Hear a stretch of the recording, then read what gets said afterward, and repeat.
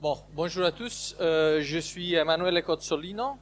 Je suis le responsable technique Sud Europe chez Claroty. Et aujourd'hui, on va regarder un peu comment on peut vous aider à réaliser la cyber-résilience. Okay? On va vous montrer quelques exemples comment on peut vous aider à y parvenir en fait, ensemble. Parce que c'est un voyage, un journey qu'il faut faire ensemble, évidemment. Du coup, tout d'abord, qu'est-ce que c'est la cyber-résilience? Se définit comme la capacité d'une entreprise, en fait, ou d'une organisation à parvenir à maintenir son activité tout en subissant des cyberattaques. Okay? Du coup, une organisation cyber-résiliente peut s'adapter aux crises, aux menaces, aux attaques qui peuvent être inconnues ou connues, en fait, dans les deux cas. Okay? Il faut être prêt dans tous les cas. Du coup, ce qu'on a vu en fait, c'est que les organisations cyber-résilientes survivent non seulement en des conditions cyber défavorables, mais elles prospèrent malgré toutes ces attaques en fait et toutes ces situations. Malheureusement, la cyber-résilience devient de plus en plus hors de portée dans tout ce qui est industrie et dans les différents verticaux dans le secteur industriel. Et les racines de ces défis résident, comme vous pouvez voir là, dans la croissance de l'XIoT. En gros, c'est l'Extended Internet of Things. En fait, c'est l'Internet étendu des objets. En gros, tout ce qui est connecté. Qu'est-ce que c'est XIoT? La définition, du coup, c'est, comme on voit bien aussi dans ce salon, en fait, alimenté par la transformation digitale, cette vaste toile cyberphysique couvre tout. Hein. Ça peut être des assets OT traditionnels, comme vous connaissez, dans votre environnement déjà industriel, jusqu'au système intelligent, comme des ampoules intelligentes. Je parlais tout à l'heure avec un client qui faisait ça, justement, des systèmes CVC, et même les distributeurs automatiques que vous pouvez avoir, ça fait partie du XIoT. Et des fois, ce sont les premiers vecteurs d'attaque. Du coup, c'est quelque chose qu'il ne faut pas oublier, il faut toujours monitorer et surveiller. Quelques questions simples que vous pourrez vous poser, en fait, c'est est-ce que cette expansion de la diversité des objets est quelque chose que vous voyez chez vous et dans votre environnement? Et si oui, est-ce que vous connaissez les systèmes qui sont les plus critiques chez vous aussi? C'est une question que normalement la réponse est non dans la majorité des cas. C'est très très difficile de connaître qu'est-ce qu'on a dans notre environnement. Okay? Et encore plus difficile de savoir qu'est-ce que c'est critique ou pas. Du coup, évidemment, hein, malgré les évidents avantages commerciaux de cette transformation digitale, etc., la connectivité cyberphysique crée des nouveaux angles morts niveau sécurité. Du coup, on a des nouveaux blind spots, en fait, des surfaces d'attaque qui sont croissantes et qui posent des risques qui sont considérables pour la disponibilité, l'intégrité et la sécurité de vos environnements, en fait. Ici, vous avez des statistiques où on voit que les appareils XIoT ont une tendance, une croissance de 14% chaque année, tandis que les appareils traditionnels OT que vous avez dans vos environnements probablement stagnent relativement. Okay, du coup, le risque va augmenter exponentiellement dans les prochaines années aussi. Et ici, nous pouvons voir sur la diapositive certains des principaux défis que nous observons devenir plus répandus coïncidant avec cette tendance en fait. Okay, du coup, il y a l'expansion rapide des appareils qui augmente l'exposition aussi des objets et du coup toute la surface d'attaque aussi qui va avec. La diversité des appareils entraîne une diminution de la visibilité. Du coup, de votre côté, quand vous pensez avoir une visibilité ou une bonne visibilité, bah maintenant, en fait, c'est plus le cas à cause de cela, justement. Et aussi une augmentation de la fréquence et de la gravité des attaques. Okay? Ce qu'on voit aussi avec nos clients, c'est une augmentation de l'écart de compétences entre le personnel IT et OT. Okay, le monde OT, on sait que c'est quelque chose de très très spécifique. Des fois, c'est vu comme une niche même. Et la majorité des personnes qui travaillent dans le monde cyber et tout, ils viennent du monde IT. Du coup, il y a un écart de connaissances dans tout ce qui est lié à l'OT en vrai. Okay? Donc, encore une fois, quelques questions que vous pouvez vous poser.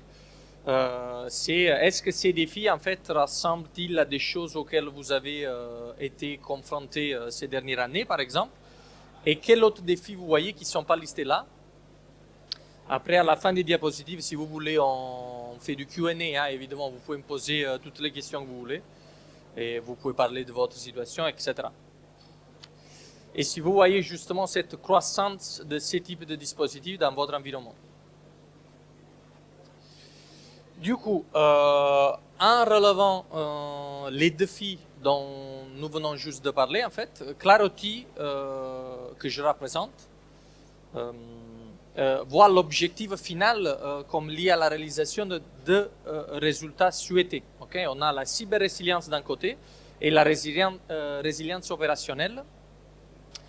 Donc, chaque résultat a bien sûr son propre ensemble d'exigences et il faut les deux pour relever les défis associés à la connectivité du XIoT. On ne peut pas avoir un sans l'autre et vice-versa, malheureusement. Du coup, parlons brièvement des deux. On a cyber-résilience, en fait, comme on disait jusqu'à là, pour les organisations industrielles, signifie préserver la continuité malgré l'escalade des cyberattaques et des cyberrisques qui sont alimentés par les ransomware, le Covid, les tensions géopolitiques qu'on voit, les attaques de 0D et les menaces qui peuvent être internes aussi, en fait, pour en nommer que quelques-unes. Et ici, on voit les moyens, les principaux moyens pour lesquels nous pouvons vous aider en cette matière, en fait, de cyber-résilience. Du coup, on voit une gestion continue de la posture de sécurité et de conformité. Du coup, on vous aide à comprendre qu'est-ce que vous avez dans votre environnement, est-ce que les assets ils sont vulnérables ou pas, le niveau de risque que vous avez, par exemple. Du coup, une sorte d'audit aussi, on vous aide dans cela aussi. Après, une architecture de sécurité de zéro trust qui minimise l'exposition aux cyber-risques, okay? Et la capacité de détecter et d'atténuer les cybermenaces, en fait, avant qu'elles n'affectent les opérations. Et du coup, pouvoir continuer après sans souci. Maintenant que nous avons parlé de cyber-résilience, qu'est-ce que c'est la cyber-résilience? Mais côté opérationnel. Okay? Donc, ça consiste à renforcer la disponibilité, l'intégrité et la sécurité des opérations industrielles en optimisant les processus et les ressources. Mais le tout en minimisant l'exposition au risque opérationnel. Okay? Du coup, là, on commence à voir la convergence des deux. Et ces risques peuvent aller du dysfonctionnement classique, les misconfigurations, du coup, des erreurs de configuration qu'on voit très très souvent, des équipements. On sait que dans les environnements industriels, par exemple, on a des systèmes qui sont plus vieux que moi, des fois. On a des PLC où la dernière configuration a été faite il y a 20 ans et du coup, erreur de configuration, c'est quelque chose qu'on trouve souvent. Du coup, on vous aide sur cela aussi, à comprendre comment améliorer cela. Et aussi audit raté, découverte matérielle, menaces externes, etc., etc. Et du coup, les principaux moyens par lesquels nous pouvons vous aider, en fait, à renforcer votre résilience opérationnelle, pour inclure tout ce qu'on a dit, gestion optimale par exemple d'un inventaire à jour et in real time en fait, ce qui est presque jamais le cas chez les clients. Quand disons un inventaire, dans la majorité des cas, vous pouvez avoir un Excel par exemple quelque part, mais c'est pas quelque chose qui est à jour. Et du coup, vous pouvez pas suivre tout ce qui est asset change management et tout ça. Et du coup, on vous aide sur cela. Quand on parle de protection robuste en fait contre les pannes dues à des risques opérationnels, on essaye aussi de vous aider à comprendre comment sécuriser un objet et le protéger, mais pas juste en vous disant il est vulnérable, il faut le patcher, parce qu'on sait que dans les 99% des cas vous pouvez pas le faire en fait. On sait que vous avez des fois des créneaux une fois par an où vous pouvez patcher, et des fois c'est même pas le cas. Du coup, on vous aide de façon beaucoup plus avancée parce qu'on est né dans le OT. Du coup, on connaît bien les soucis que vous pouvez avoir. Et du coup, encore ici, quelques questions pour vous. Chaque diapositive, je vous pose quelques questions. Est-ce que ces résultats correspondent aux résultats souhaités ou que vous avez rencontrés en fait quotidiennement dans votre travail? Et est-ce que c'est quelque chose que vous recherchez en fait? Ok? Et surtout, est-ce que c'est une priorité pour vous? Ça, c'est la question la plus importante de toutes. Parce que dans la majorité des cas, vous êtes d'accord, mais la cybersécurité, des fois, elle n'est pas vue encore, ou la cyber-résilience ou la résilience opérationnelle, comme quelque chose qui est en priorité. Et ça devrait l'être. Ça devrait l'être, évidemment. Du coup, on vient juste de parler des résultats souhaités, ou pas, ça dépend du niveau de maturité, etc. de l'entreprise. Présentons maintenant le CPS Security Journey de Gartner. En gros, c'est quoi le CPS? C'est le Cyber Physical System. C'est le journey, en fait, Gartner a créé. Et en fait, ici, on peut discuter des obstacles à la réalisation des résultats souhaités et du fait que savoir par où commencer, c'est en soi un défi. OK? Ici, on voit une approche en 6 phases. Et du coup, on voit qu'ils offrent des conseils sur les étapes qu'une organisation industrielle peut suivre pour atteindre ces résultats. OK? Cette journée que vous voyez ici, OK, qui est divisée en 6 phases, est à la base du parcours que Claroty recommande à ses clients. OK? Surtout dans l'environnement industriel, en fait.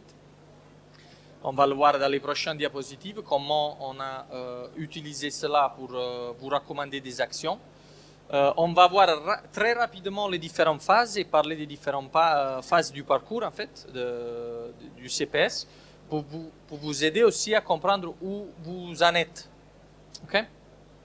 Première phase, c'est la prise de conscience. C'est quand vous prenez conscience que vous devez faire quelque chose, mais que vous n'avez pas encore franchi l'étape. Okay? Gartner, il estime que le 60% des entreprises sont dans cette étape-là. À mon humble avis, c'est même plus que cela. Donc, si vous pensez être seul dans ce cas, ne vous inquiétez pas du tout. On est tous dans le même bateau et du coup, c'est jamais trop tard pour commencer en fait. Et si vous voulez, après, vous pouvez passer au stand. On peut en discuter pour voir comment on peut vous aider par rapport à où vous vous trouvez sur ces différentes étapes. Par exemple, moi, j'ai personnellement travaillé dans le monde OT avant, dans le passé, dans une entreprise française d'ailleurs, siège à Clermont, et fait des pneus, je ne dis pas le nom. Et du coup, pendant ces nombreuses années, j'ai pu comprendre un peu ce monde qui est complètement différent de la cybersécurité IT. Et du coup, tous les challenges qui vont bien avec. Okay, du coup, je sais ce que vous ressentez, les différents points douloureux, différents niveaux, ça peut être ressources, budget, etc., etc., ça peut être n'importe quoi. Vous pourrez, par exemple, avoir un directeur d'usine qui a un besoin et un problème spécifique par rapport à l'équipe de sécurité qui, de son côté, vient généralement de l'informatique et du coup a des défis qui sont complètement différents et des fois, ils n'arrivent même pas à parler entre eux.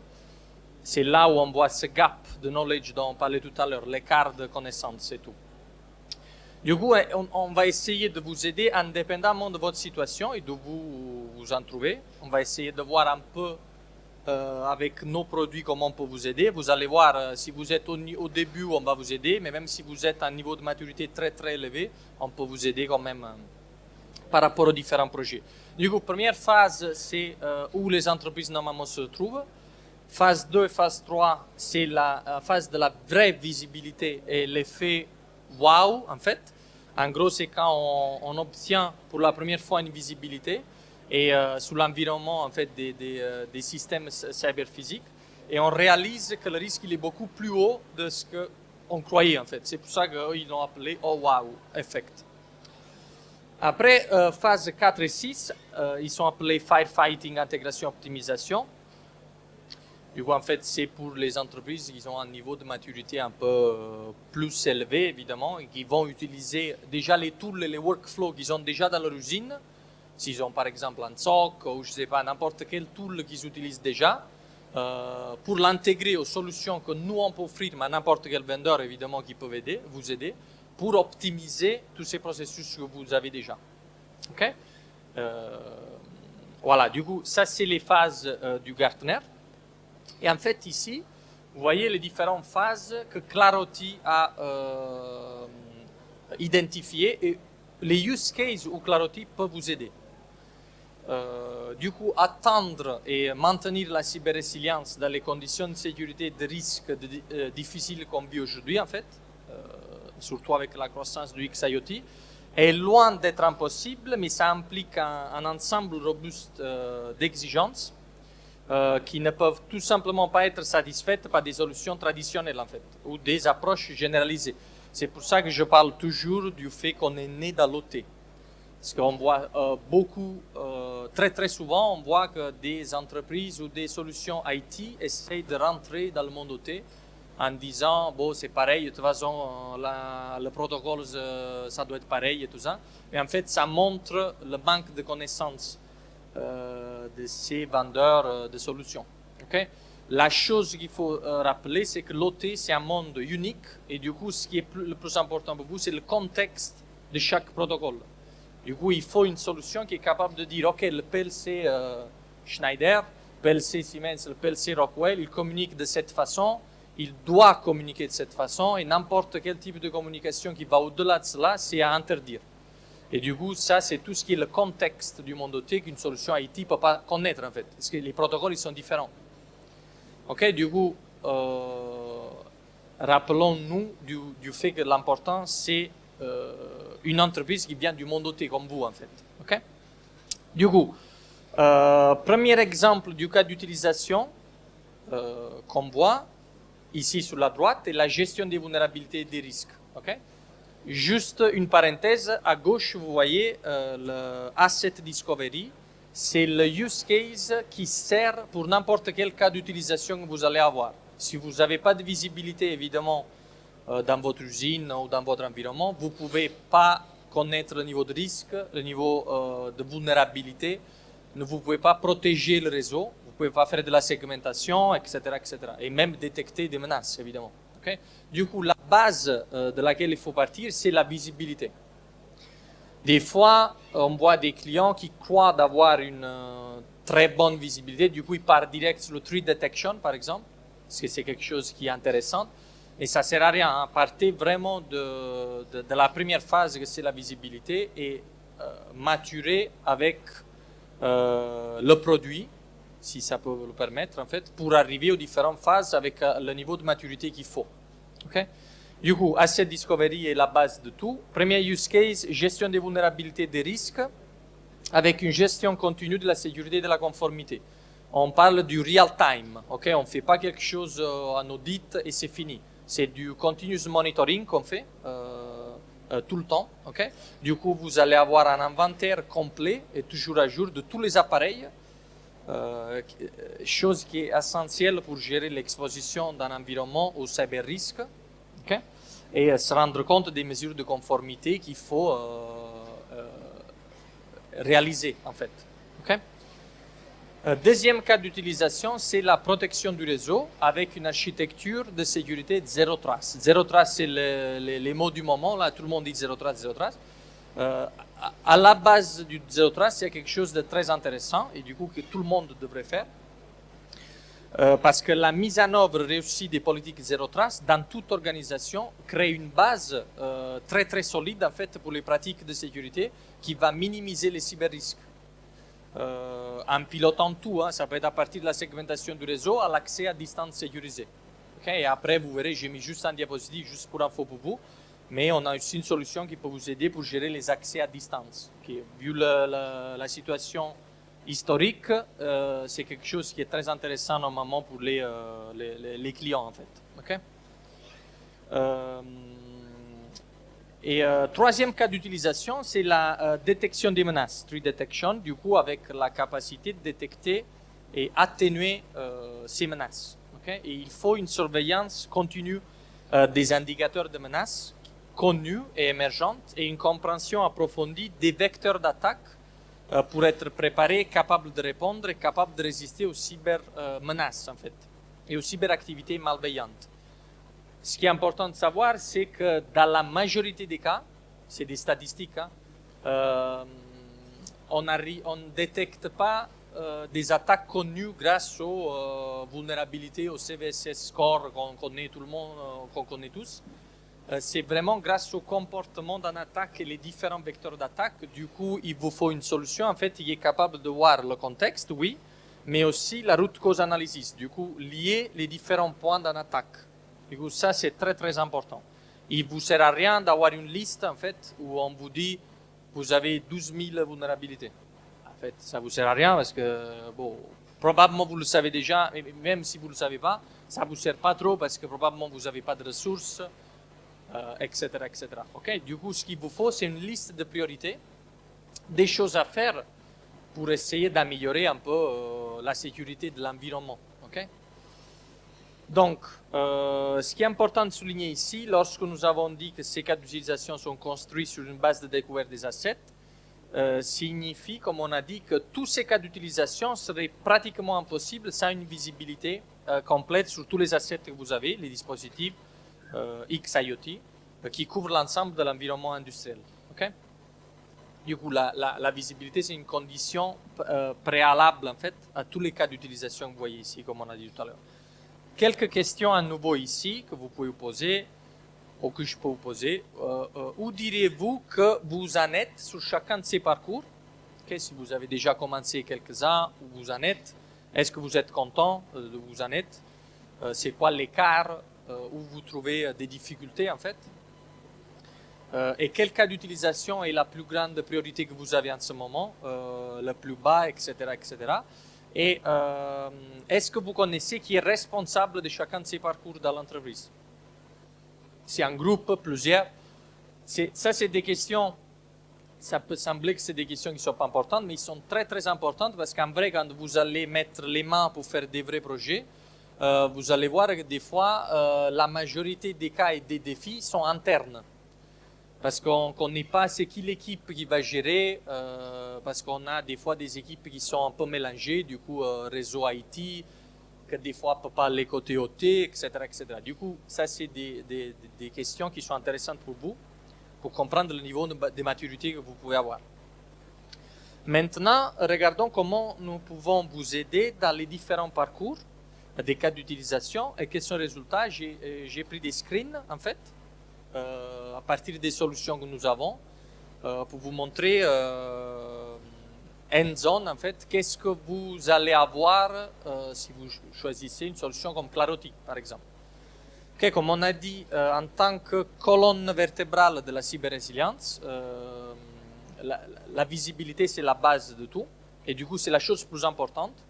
Et avoir une liste et un inventaire complet de tous les objets, dans ce cas qu'on parle aujourd'hui, vu le salon, c'est du XIoT, et toutes les communications, leur communication, c'est très très important. Donc, compte tenu de cela, les organisations devraient toujours avoir rien de moins qu'un inventaire complet et toujours à jour, en real time, okay? Y compris tous les détails liés aux assets, avec toutes les informations de ces derniers. Là, vous voyez quelques informations. Par exemple, on a les informations de base, comme vous pouvez voir ailleurs aussi, l'IP, le MAC, le host name, par exemple, le nom de l'asset, etc. Mais on a plus de 100 attributs qu'on arrive à extraire à partir des protocoles de communication. Okay? Du coup, ça peut aller très, très loin rapidement. C'est très, très intéressant au niveau détail qu'on peut extraire. Information à savoir pour vous, c'est une solution qui est complètement passive. Du coup, il n'y a pas d'impact sur le réseau. En fait, on est en écoute sur tout ce qui se passe, on n'impacte pas, et on arrive à extraire de façon passive toutes ces informations. Okay? Dans des cas, si ça peut vous intéresser, évidemment, on peut faire du active aussi. C'est quelque chose qu'on fait. Peut-être vous pouvez avoir des cas où vous avez des devices qui sont isolés, et du coup, ils ne communiquent pas, ou ils ne communiquent pas souvent, et ben, du coup, on peut aller les interroger. Okay, on a des solutions qui sont faites exprès pour les réseaux standalone, en fait, isolés. Si vous voulez avoir des détails, évidemment, venez nous voir. Ça sera avec plaisir, on vous donnera les infos. Donc, comment Claroty soutient ses objectifs? On a des options de découvert qui sont très flexibles et simples, en fait, qui réduisent le temps et la complexité du déploiement. Okay? Du coup, ça peut être un déploiement qui est fait sur hardware, mais aussi VM, on s'adapte, cloud, où vous voulez, en fait, on s'adapte à vos exigences. On a une expertise approfondie du domaine, okay, du coup, qui permet une visibilité complète pour éliminer les angles morts, en fait, sur tous les types de dispositifs. Comme on disait, contexte, c'est la chose la plus importante que vous devez exiger. Okay? Intégration de gestion des systèmes pour optimiser l'hygiène de la base de données, en fait, des assets à l'échelle de l'entreprise. Du coup, on peut s'intégrer avec la majorité des tools de sécurité ou pas que vous pouvez déjà avoir. Ça peut être des firewalls, ça peut être du NAC. Si vous avez un SOC, on a notre grand partenaire ici, en fait, il peut vous aider dans tout ce qui est gestion de SOC, alerting, MSSP par exemple. Okay? On s'intègre avec ce type de tool. Et on a, en fait, on prend en charge plus de 450 protocoles Andus. Du coup, c'est très, très intéressant pour les clients normalement cela, ce qui montre en fait la profondeur de visibilité qu'on peut offrir. Okay? Donc, une fois que nous avons vu rapidement la partie visibilité, là, vous avez des exemples. En fait, vous pouvez vous créer vos propres reporting ou vos propres widgets. Là, c'est 2 exemples de widgets, mais vous pouvez créer vos mêmes widgets, les customiser. Une fois que nous avons vu la partie visibilité, allons vérifier les autres cas d'utilisation, okay, les résultats qui en découlent. Donc là, par exemple, c'est risque et vulnerability management. Okay? Du coup, les vulnérabilités sont inhérentes aux environnements industriels en raison de leur système hérité, de leur base d'assets diversifiée, du créneau de maintenance limité, comme on a dit tout à l'heure. Et du coup, en corrélant les détails du réseau et des assets avec notre base de connaissances sur les vulnérabilités et les risques, on découvre les blind spots, des risques qui prennent la forme de CVE non corrigés. Du coup, on vous donne cette liste de CVE non corrigés. Mauvaise configuration, mauvaise pratique de sécurité et de l'utilisation de protocoles non sécurisés. Et du coup, on fournit des scores de risques multifactoriels. Okay? Donc là, vous voyez un exemple qui montre juste disons un graphe qui montre le risque multifactoriel d'un asset en particulier, mais vous avez aussi la possibilité de voir la globalité du risque, évidemment. Okay? Et vous pouvez aller par asset ou chercher le risque global de l'usine, de l'environnement industriel, etc., du réseau, de tout ce que vous voulez. Okay? Du coup, on fournit ces scores. On permet de mesurer la réduction globale de risque en vous aidant en fait à hiérarchiser la correction des vulnérabilités les plus susceptibles d'être exploitées. Ça, c'est un point super intéressant pour les équipes de sécurité. Je ne sais pas si quelqu'un là travaille dans les équipes de sécurité, mais c'est quelque chose qui fait perdre beaucoup de temps normalement. Okay? Vous pouvez perdre des fois des semaines, voire des mois à rechercher les assets qui ont des vulnérabilités pour après comprendre que c'est des faux positifs ou pour après comprendre que cet asset n'était pas critique pour vous. Du coup, en fait, ce qui est important dans cela, c'est qu'on vous donne la priorité des actions. Du coup, on le fait nous pour vous, ça. On vous dit, vous avez ces assets qui sont à risque et ces vulnérabilités qui sont susceptibles d'être exploitées. C'est la chose plus importante. Okay? On a la notion du KEV. K-E-V, c'est Non-Exploited Vulnerabilities in the Wild, comme ils disent. Du coup, ça veut dire qu'on connaît déjà d'autres clients qui ont été attaqués où on a vu des vulnérabilités qui ont été exploitées. Du coup, c'est ça qui est important pour vous. Okay? Après, un point intéressant pour vous à savoir, c'est que nous, en tant que Claroty, on a une équipe qui est dédiée à la recherche des vulnérabilités du monde OT. Dans ce monde-là, c'est une des plus importantes et des plus reconnues. Ça s'appelle Team 82, Team 82. Qui tout seul, en fait, ils ont trouvé plus de la moitié des vulnérabilités du monde OT. Ils sont très actifs. Okay? À la fin, les 2 dernières diapositives, en fait, je vous montre un exemple d'attaque Ripple 20, probablement tout le monde connaît. Mais où, par exemple, eux, ce team-là, a été contacté par le team de recherche qui avait découvert Ripple 20 pour être aidé à comprendre l'impact qu'il pouvait avoir dans le monde OT. Okay? En fait, l'équipe qui a découvert Ripple 20, ça s'appelle GSoft. C'est un team qui est super fort en fait dans ce domaine. Et du coup, c'est important de savoir qu'on a une équipe qui est complètement dédiée à cela. Okay? On n'a pas juste des databases publiques en fait où tout le monde va aller chercher les vulnérabilités. On les recherche nous-mêmes. Du coup, grâce à notre flux de travail, en fait, qui est flexible, du coup, tout le workflow que je vais vous montrer, à nos options de création de reporting, on peut rationaliser les efforts de remédiation. Okay? On peut vous aider dans cela aussi. Du coup, normalement, le management, il adore les rapports, on connaît, et du coup, vous pouvez les customiser très facilement. Okay? En parlant de gestion de risque et de vulnérabilité, ce qui est important, c'est que vous pouvez définir les risques les plus importants au sein de votre entreprise. Parce que vous pouvez personnaliser, ça c'est une matrice des risques. Et du coup, vous pouvez donner des poids spécifiques à un facteur de risque pour type d'appareil chez vous. Pourquoi ça c'est important? Parce que vous pouvez avoir un PLC, je fais un exemple générique, qui chez vous est très critique, mais chez un autre client, c'est pas du tout critique. Et du coup, c'est ça qui est intéressant, c'est que vous pouvez l'adapter à votre environnement. Et en automatique, chaque fois que vous changez le poids, tous les risques sont recalculés. Okay? Et à la base de tout cela, c'est un algorithme qui est propriétaire à Clarity. Donc ça, c'est important parce qu'après, vous pouvez aussi... on a une sorte de simulateur d'impact de risque qui vous montre les impacts qu'il pourrait avoir en attaque ou un risque élevé sur un asset. Et du coup, si vous allez modifier cela, ça va modifier aussi l'impact. Okay? Vous pouvez évidemment mesurer les résultats du programme de gestion de risque. Okay? Vous voyez en bas à droite, par exemple, un exemple où on voit directement la probabilité versus la sévérité, la criticité de la distribution de risque.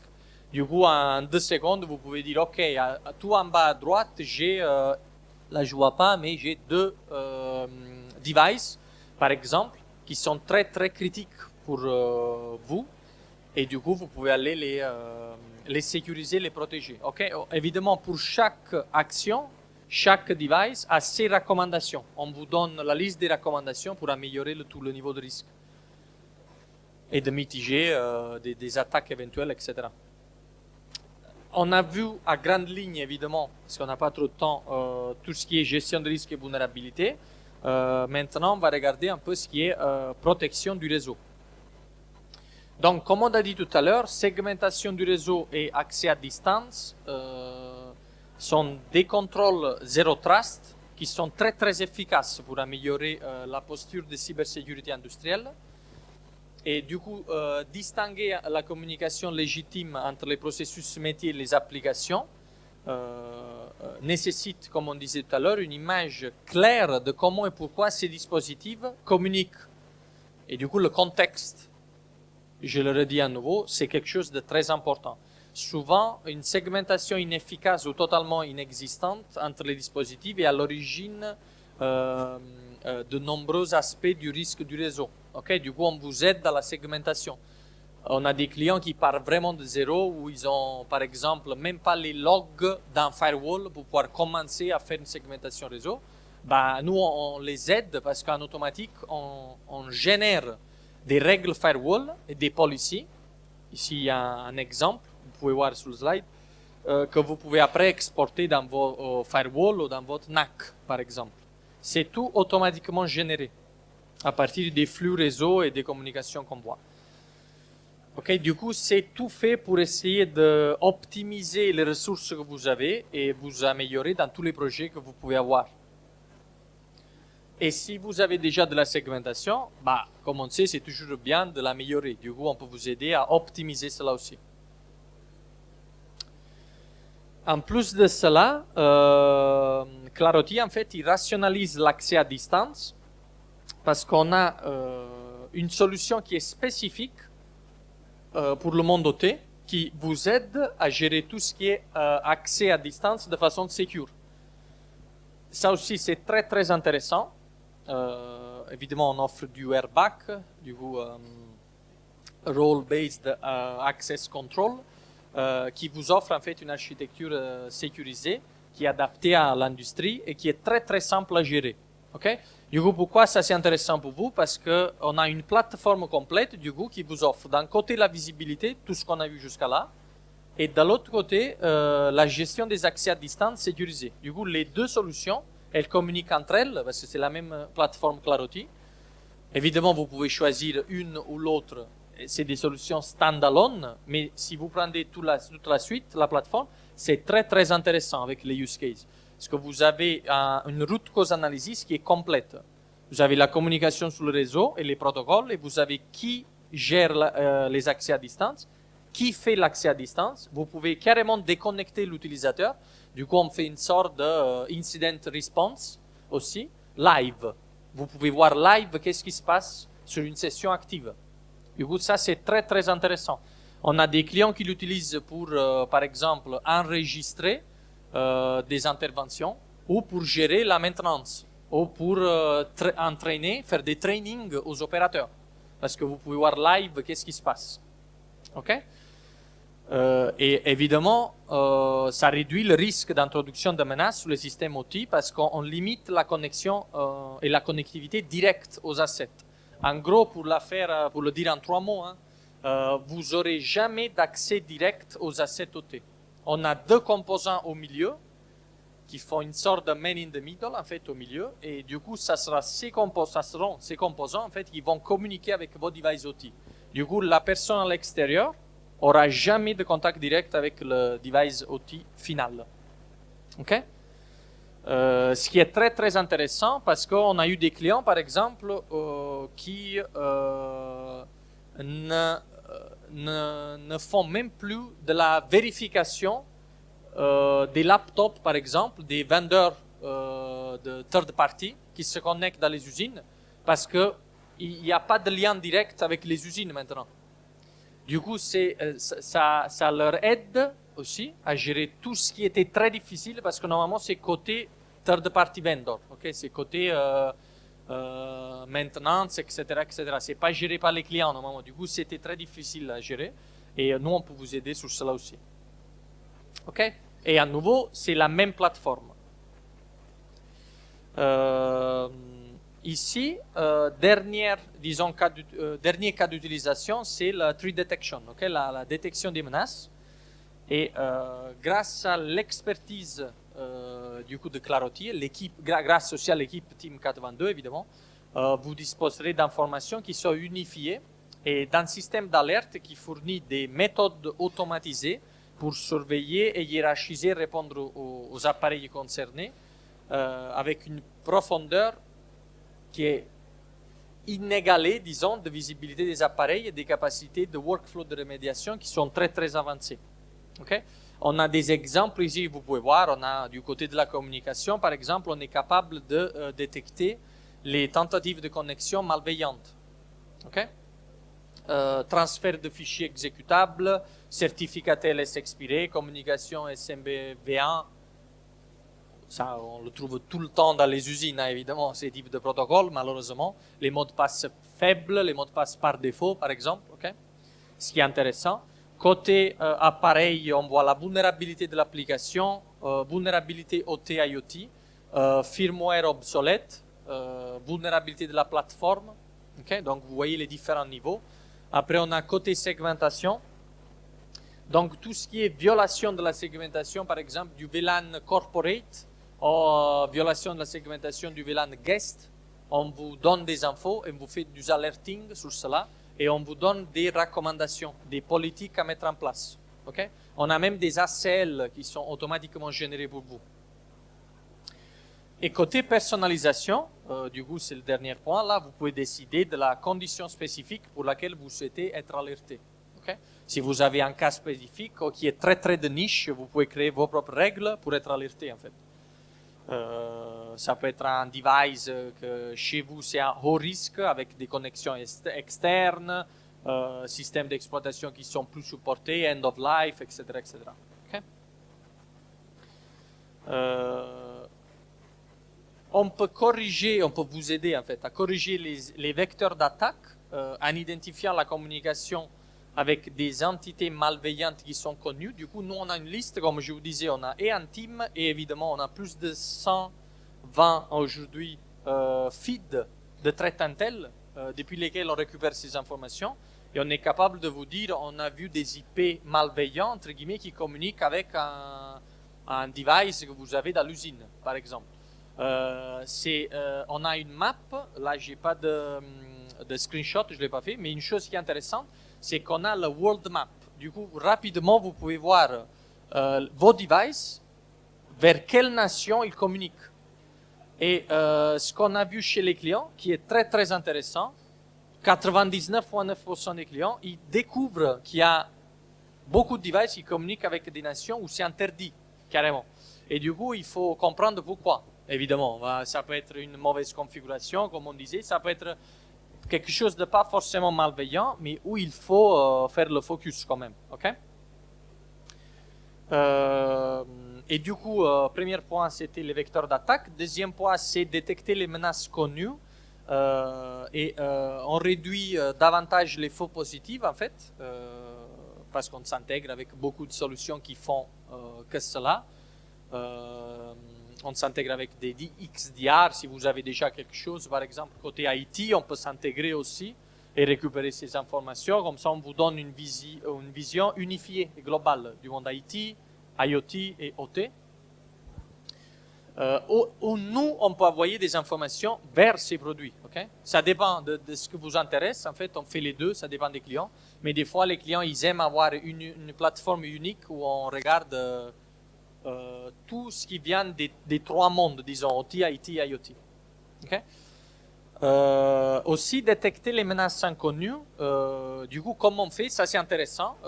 Tout le monde parle de zero day, etc., etc. Okay?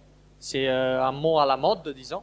Mais c'est intéressant de voir comment on pourrait détecter une attaque qui n'est pas connue. Okay? Du coup, une des façons qu'on a pour pouvoir faire cela, c'est reconnaître des violations de politique, en fait, potentiellement malveillantes. Du coup, en gros, la solution, qu'est-ce qu'elle fait? Elle est sur le réseau, elle écoute, elle a appris la bonne façon de marcher de votre environnement. Okay? Du moment où il y a un changement de communication qui est fait, du coup, vous avez une alerte.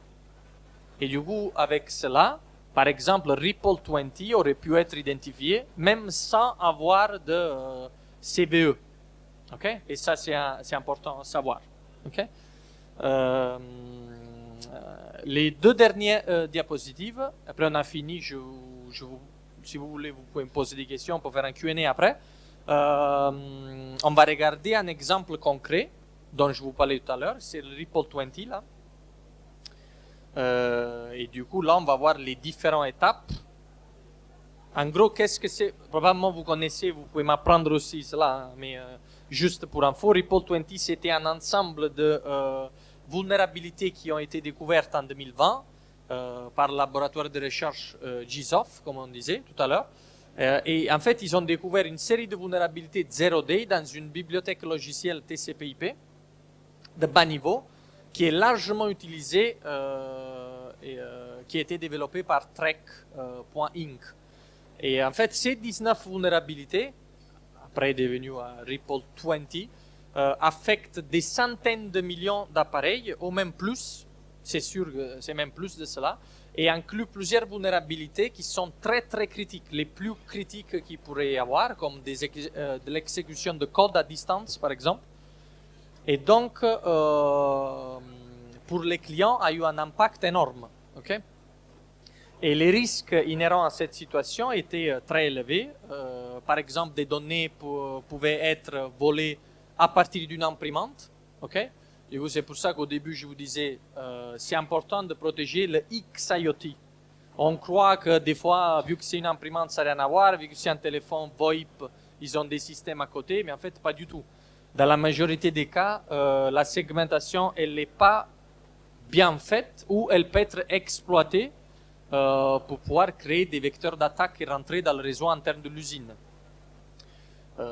D'autres cas d'utilisation, ils pouvaient, en utilisant Ripple 20, pas grâce malheureusement, on pouvait changer le comportement d'une pompe à perfusion, par exemple, qui peut être très critique, ou des dispositifs de contrôle industriel, en fait, pourraient être amenés à mal fonctionner.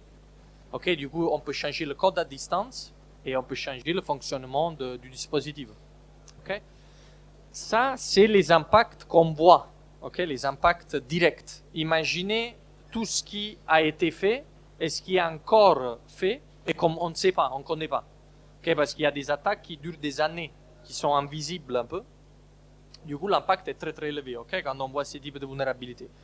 On pourrait cacher facilement, même vous, en regardant un tutoriel sur YouTube, du code malveillant sur un PLC, il peut rester là pendant 2 ans pour faire une attaque après, avec l'effet Ripple, c'est pour ça qu'il s'appelle Ripple 20 en fait, l'effet d'entraînement qui peut impacter tous les dispositifs qui sont autour des dispositifs qui sont utilisés comme des jump hosts en fait. Ok? Un seul composant vulnérable, un seul, bien qu'il puisse être relativement petit en soi, peut se propager vers l'extérieur, avoir un impact critique incroyable. Ok? Et du coup, là, on a fait un petit peu l'histoire de Ripple 20. Imaginons maintenant un exemple des différents vecteurs d'attaque que vous pouvez avoir chez vous. Du coup, par exemple, dans ce cas, premier cas, un attaquant a eu accès au réseau d'entreprise utilisant des informations d'identification qui ont été divulguées à partir d'un incident précédemment non signalé, restant non détecté du coup lors de la recherche des vecteurs supplémentaires. Du coup, ils sont restés là-bas pendant des mois et du coup, ils étaient vus comme un comportement normal. L'attaquant identifie une connexion ouverte vers des dispositifs internes et vers un poste de travail d'ingénierie, par exemple un engineering workstation, et accède au réseau OT.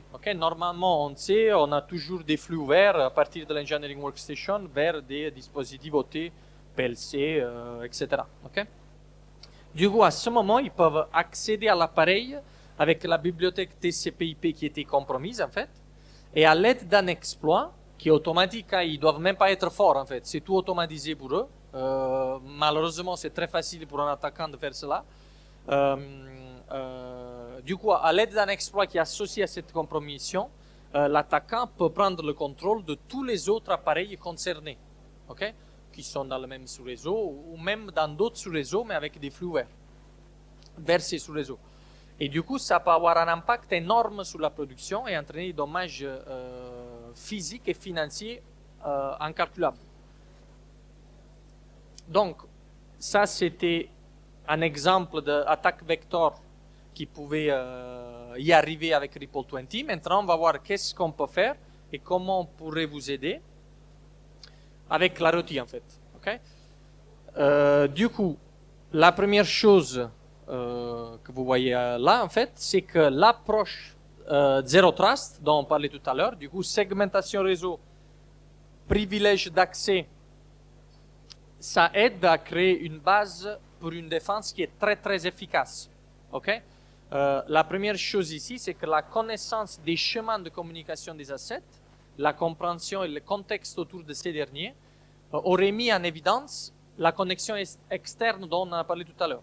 Du coup, il aurait alerté le SOC, si vous avez le SOC, par exemple, ou il aurait pu alerter un SIEM, si vous avez un SIEM, ou si vous n'avez rien du tout, ils auraient quand même créé une alerte dans le système Clarity. En fait, en vous créant une alerte, en disant il y a une session qui est potentiellement malveillante. Du coup, première étape, déjà tout de suite alerte. Même sans avoir de CVE. Deuxième étape aurait été la corrélation des données qui proviennent en fait du dispositif qui a été compromis avec une base de données vivante de vulnérabilité que nous on a à l'aide aussi de Team 82 pour identifier et alerter sur ces CVE qui sont critiques comme celle incluse dans Ripple 20. Ripple 20, dès qu'il était sorti comme vulnérabilité, est très critique. Considérez le CVSS score de la vulnérabilité était directement autour du 10. Directement. Troisièmement, cette action sur des segments de réseau viole une recommandation de politique qui était surveillée. Comme on disait tout à l'heure, Claroty vous recommande, même si vous faites rien du tout, il vous recommande des policies et des politiques de best practice de segmentation réseau. Du coup, elle vous alerte sur tout ce qui est au-delà et qui sort de ces recommandations. Ok, du coup, par conséquent, l'équipe de sécurité du réseau pouvait être informée directement, okay? Toujours sans avoir de vulnérabilité, de CVE. Okay? Donc, ce qui est important de souligner, que dans ce cas, par exemple, c'était une des attaques les plus critiques qu'on a eues dernièrement.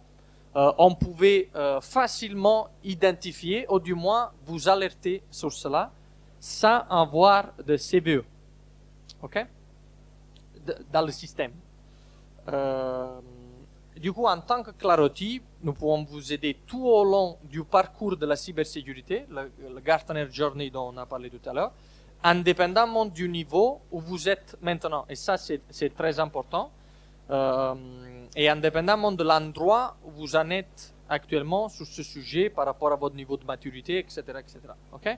On est là pour vous aider. N'hésitez pas à venir nous voir en fait au stand. Et on va en discuter ensemble en fait pour voir qu'est-ce qu'on peut faire pour améliorer ce que vous avez déjà en place ou juste en discuter. Ok? Bon, j'espère que vous avez apprécié la présentation. Pour moi, c'était un plaisir d'être là. Si vous avez des questions, n'hésitez pas.